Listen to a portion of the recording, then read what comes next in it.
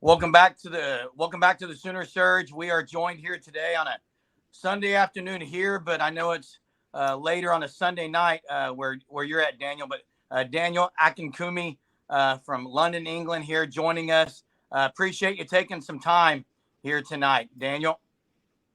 Anytime.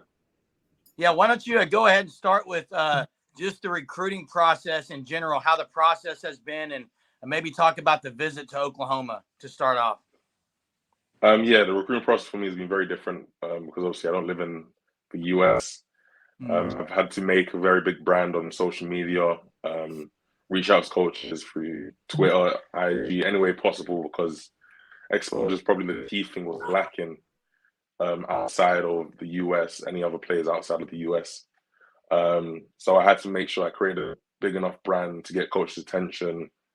So when the NFL takes us on these trips to the US, um, I'm able to connect with coaches, already know coaches' names. So I've done most of the hard work. All I need to do is show up and show out.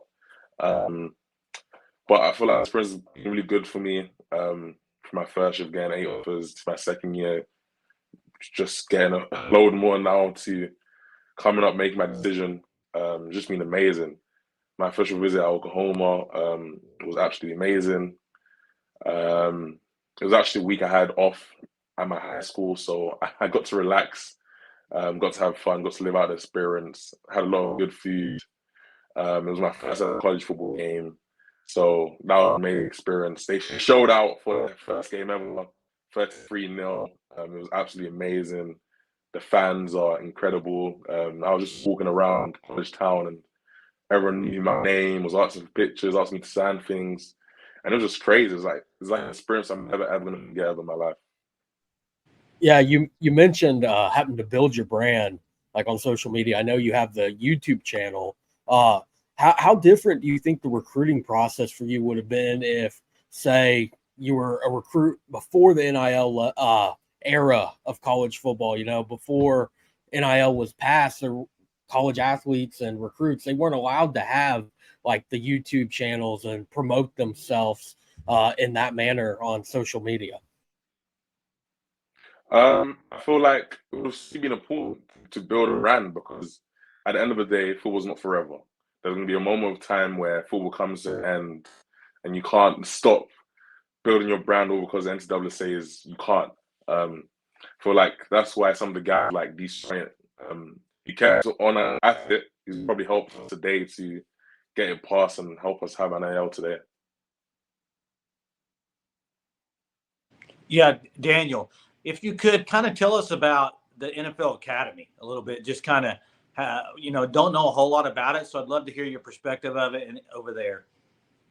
Yeah, so the NFL Academy is a system over here from age 16 to 19.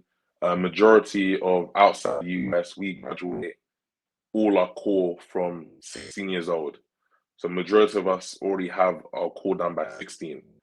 So from there, in majority of European countries or outside of the US, we go through the next couple of stages, 2 to 3 years of education, where we hone in on what we want to do for university. So within that period of time, the NFL has created a program where we have 2 to 3 years to learn the game of football, whilst in our education system, and making sure everything fixes up and gets checked with the NCAA, with eligibility, with everything like that. So the academy allows us to learn football 2 to 3 years. We have great coaches. We get free equipment from Nike because it's a sponsor from the NFL. We get Riddell helmets. We all get seat fixes. So that was an amazing job, and the majority is all funded. Yeah, you mentioned your visit to OU being your first college football game. Do you kind of have a favorite kind of game day tradition you got to see on the OU game against Arkansas State? Um, it will definitely be when the horse carriage came out. That was very fun. Yeah. Hey, Daniel, talk to us about improvements that this season what would you say on your game that you're trying to work on maybe the most as far as improvement wise? Improvement-wise, the key thing for me is game speed and the speed of the game. Obviously, I haven't played a lot of games in my career because I've only been playing for just about 2 years, going on a couple more months. So when I enter college football, whilst everyone else has probably 5 year plus of playing high school varsity football, I'm going to be coming in with only 2 years of experience. Probably only played and started probably around 10 games, or not a lot compared to an average. That's probably a season for you guys. So I feel like game speed and just making sure I can read everything on the field quick enough is one of the biggest things for me. Yeah, Yeah, did I so read? as you talk about just your development as an offensive lineman, when did you know that you were going to maybe have the potential to go Division 1 and be a highly recruited player? Yeah, so when I first joined the academy, I actually wanted to be a defensive lineman. The coaching staff decided at the time to change me to offensive lineman. And they actually told me at the time that they want me to be one of the greatest offensive linemen to ever come out of Europe. We will see how that turned out. But yeah, I think it was from me beginning to learn offensive line to grow in and improving and getting better. Just how fast I realized what I was doing wrong, what I was doing right, and just was able to fix it. Like one of my best traits is I'm very comfortable. You say it once, I do it, and I keep on doing it right. I feel like that's one of the main reasons I've developed so fast as a football player. Yeah, what about Daniel as far as Bill Bedenbaugh? Just kind of talk about him a little bit. I mean, obviously he's put a lot of guys in the NFL. So just kind of talk about Bill a little bit as a coach, and then maybe also to tag that along. Do you have a favorite NFL team you watch? Yes, so I have two actually. Well, on the same conference, Seahawks and Rams.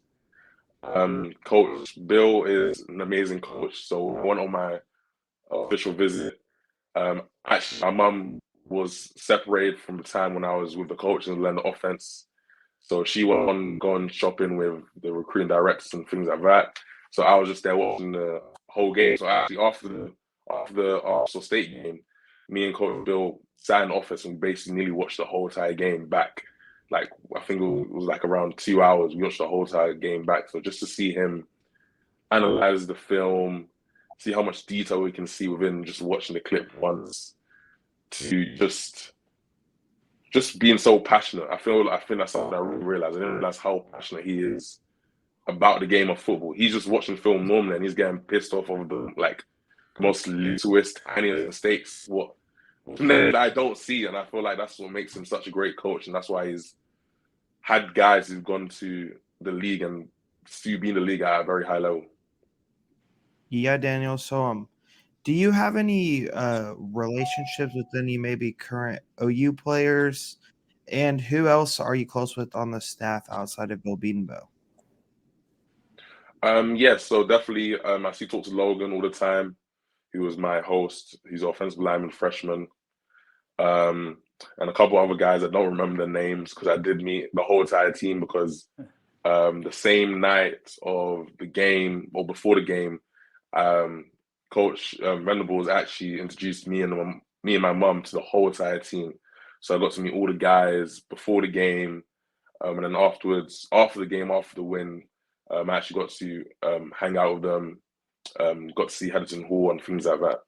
And then outside of Coach Bill, probably Coach Venables, Coach Todd Bates, and Coach Chafer as well. Yeah, a lot of recruits will talk about the soul mission at OU. So, what are your thoughts on the program that Coach Venables has brought to Oklahoma from Clemson? Yeah, I think soul mission is amazing. Like to have something like that in a program, for us to be able to use as a tool after football or even whilst in football is amazing. Like one of the questions I even asked was, can I come back to Europe and do football camps and try and improve the exposure of American football in the UK? And they said definitely, they can definitely plan something out. So for like to have something like that where motivate you to help out the community and to just want to do what you want to do to help the community is a very big thing. Yeah, is it true that I did see something I thought where people would not believe that you can do the splits? Is that correct? Did I see that? Yes. Yes. So yeah, I can do the splits. Yes. That is impressive. Yeah. Talk to us about maybe what the next few weeks, months hold for Daniel. Yes. The next couple of weeks and few months will be me cracking down, trying to make a decision. I've actually announced my commitment date. My commitment date will be the 12th of October. I currently do not have a set time, but it's going to be taking place in Tottenham Hotspurs. The story is actually coming to the UK at the time, so I'm going to be the first commitment on the Strange channel ever. Yeah, well, that's awesome, Daniel. Again, we are so thankful you took the time to join us here tonight, as where you're at and your upside and potential, and just even here listening to you speak, man. You got a great future ahead of you, and appreciate just the words you gave today and being on here with us. Appreciate it, and keep after it. Looking forward to the next month and what's going to play out. So, Thank you. We appreciate it. Thanks, Daniel. appreciate it. Yep. See you.